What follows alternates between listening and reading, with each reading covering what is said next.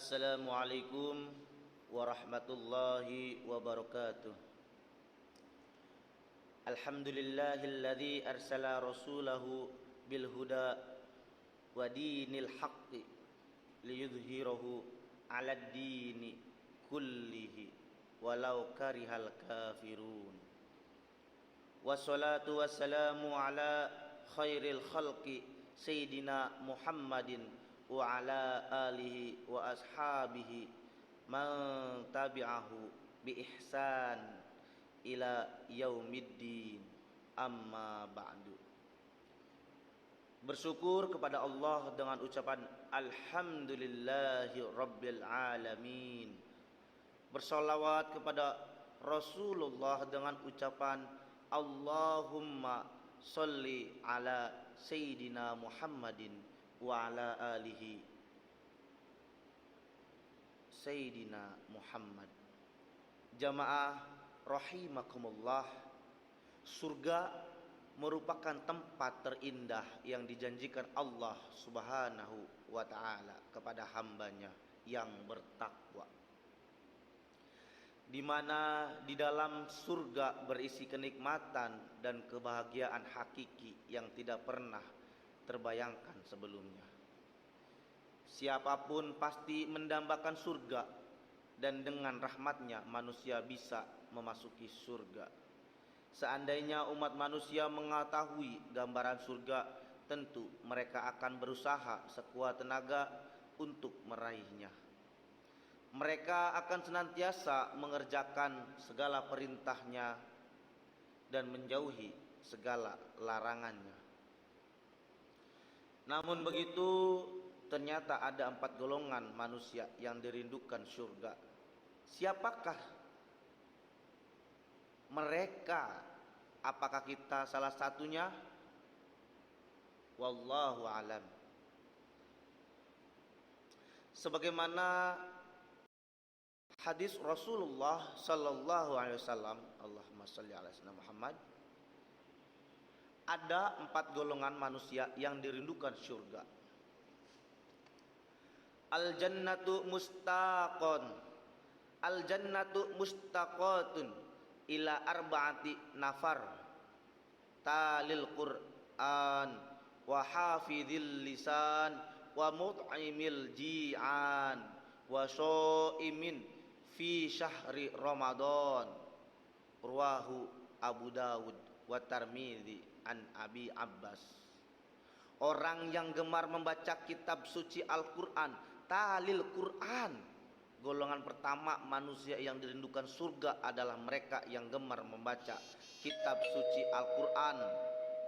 Al-Quran merupakan pedoman hidup umat Islam.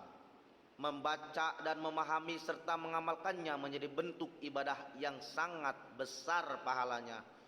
Masya Allah. Innalladzina yatluna kitaballah wa aqamus sholat wa anfaqu mimma razaqnahum sirran wa alaniyatan yarjuna tijaratan lan tabur. Allah Subhanahu wa ta'ala berfirman, sesungguhnya orang-orang yang selalu membaca kitab Allah dan mendirikan sholat dan menafkahkan sebagian rezeki yang kami anugerahkan kepada mereka dengan diam-diam dan terang-terangan, mereka itu mengharapkan perniagaan yang tidak merugi. Quran surat Al-Fatir ayat 29. Adalah sebagai anugerah yang istimewa ketika surga merindukan manusia yang gemar membaca Al-Quran. Karena dengan bacaan tersebut Allah telah pula memberikan ketenangan batin, kasih sayang dan kecintaannya, serta kemuliaan, dan selalu diingat oleh Allah Subhanahu wa ta'ala. Masya Allah. Semoga semua jamaah kita semua termasuk orang-orang yang gemar dalam membaca Al-Quran, sehingga termasuk dalam orang-orang yang dirindukan oleh surga. Amin, amin, ya rabbal alamin. Balasan berupa pahala yang sangat besar juga telah disiapkan bagi mereka yang gemar membaca kitab suci Al-Quran. Sebagaimana sabda Rasulullah sallallahu alaihi wasallam, an Abdillah ibna Mas'ud radhiyallahu anhu yaqul qala Rasulullah sallallahu alaihi wasallam, man qara'a harfan min kitabillah falahu bihi hasanah wal hasanah bi asyri amsalihha la aqulul maharfun walakin alifun harfun walamun harfun wa mimun harfun, yang artinya siapa yang membaca satu huruf dari Al-Quran maka baginya satu kebaikan dengan bacaan tersebut. Satu kebaikan dilipatkan menjadi 10 kebaikan semisalnya, dan aku tidak mengatakan alif lam mim satu huruf, akan tetapi alif satu huruf, lam satu huruf, dan mim satu huruf. Hadis riwayat Tirmidzi. Golongan kedua ialah yang mampu menjaga lisannya, wa hafizil lisan. Golongan manusia yang dirindukan surga berikutnya adalah mereka yang senantiasa menjaga lidahnya dari perkataan yang tidak baik. Orang yang mampu menjaga lisannya tentu tidak akan menyakiti orang lain dengan perkataannya. Hendaklah kita menjaga lisan kita sebagai bentuk ketaatan kepada Allah Subhanahu wa taala dengan perkataan yang baik dan bermanfaat.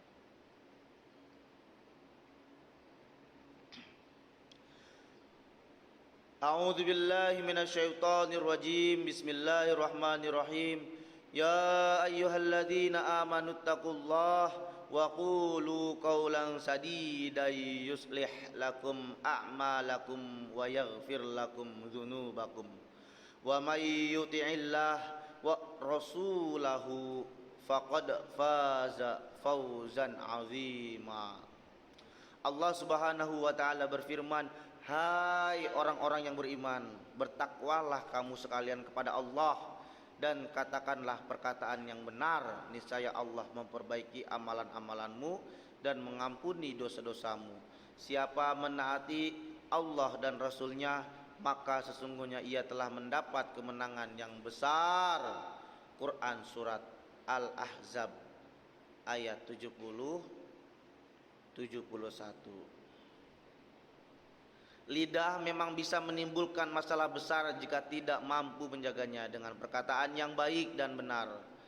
Lidah bisa lebih tajam dari pedang, karena dengan lidah seseorang bisa melakukan fitnah, menyebarkan kebohongan dan kebencian sehingga menimbulkan pertikaian bahkan perpecahan.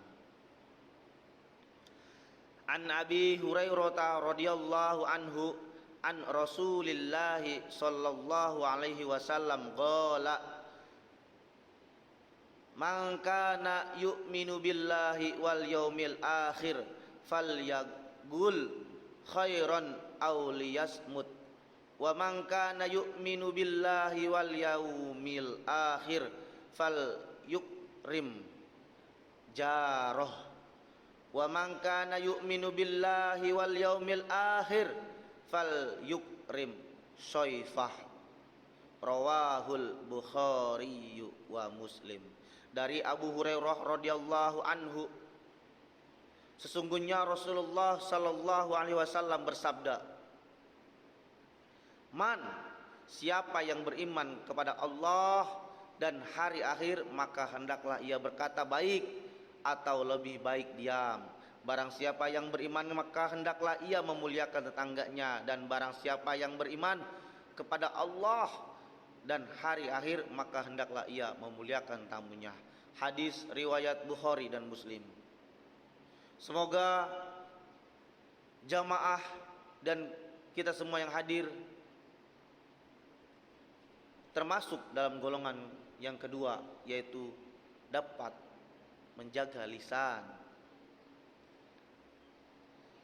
atau yang disebut dengan wahafidil lisan, ya, golongan yang menjaga lisan atau perkataannya. Golongan yang ketiga ialah orang yang memberikan makanan kepada mereka yang sedang kelaparan. Wa mut'imil jim'an, wa mut'imil ji'an. Itu adalah orang golongan selanjutnya yang dirindukan surga adalah mereka yang memberikan makanan kepada orang yang sedang kelaparan. Kebiasaan bersedekah dan membantu orang lain yang membutuhkan memiliki banyak keutamaan karena amalan tersebut merupakan perbuatan yang sangat mulia dan berpahala besar. Rasulullah sallallahu alaihi wasallam bersabda, Allah tidak menarik kekasih-kekasihnya kecuali atas kedermawanan dan akhlak yang baik. Hadis riwayat Ibnu Hibban. Hadis riwayat At-Tabrani diriwayatkan dengan sanad yang baik, berkata Abu Asy-Syaikh dari bapaknya, dari kakeknya, dia berkata, aku bertanya kepada Rasulullah, ya Rasulullah, tunjukkan kepadaku amal yang menyebabkan aku masuk surga. Rasulullah SAW bersabda, yang memastikan kamu masuk surga dan mendapat ampunan adalah suka memberi makanan, menebarkan salam, dan berbicara dengan baik. Jamaah rahimakumullah, bapak-bapak dan ibu-ibu yang ada di sini, apakah kita termasuk dalam golongan ketiga? Fa insyaallah kita termasuk. Maka jangan lupa berilah, sebarkanlah kebaikan, banyak-banyaklah bersedekah, ucapkanlah salam, dan berkatalah yang baik. Biasanya nih ibu-ibu suka gosip, ya, kalau bahasa kitanya mah ngerumpi katanya gitu. Ibu-ibu ngerumpi, ini ngerumpi suka ngomongin orang, nggak baik ya ibu-ibu. Jadi mulai dari sekarang, yuk kita ubah semua itu, jadi omongin tentang hal-hal kebaikan. Lanjut, golongan yang keempat ini ialah orang yang berpuasa di bulan suci Ramadan. Wasaimin fi syahri Ramadan. Di bulan suci Ramadan Allah telah menjanjikan kepada hambanya ampunan dan perbebasan dari panas api neraka, terutama bagi mereka yang ikhlas menjalankan ibadah puasa, menghidupkan malamnya dengan sholat dan senantiasa mendekatkan diri kepada Allah Subhanahu wa taala.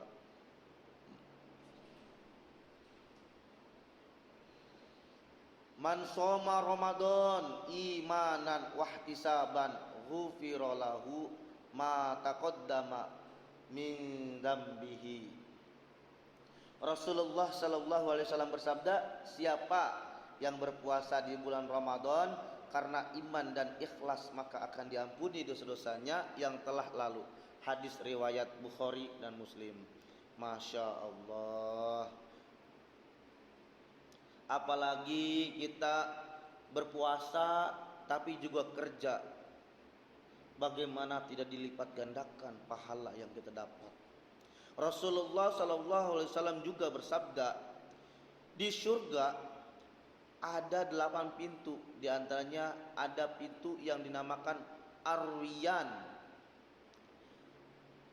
Tidak dibolehkan memasukinya kecuali orang yang berpuasa. Masya Allah. Semoga kita selalu dijaga dalam berpuasa di bulan suci Ramadan agar bisa memasuki pintu surga, yaitu surga Ar-Riyyan. Hadis riwayat Bukhari.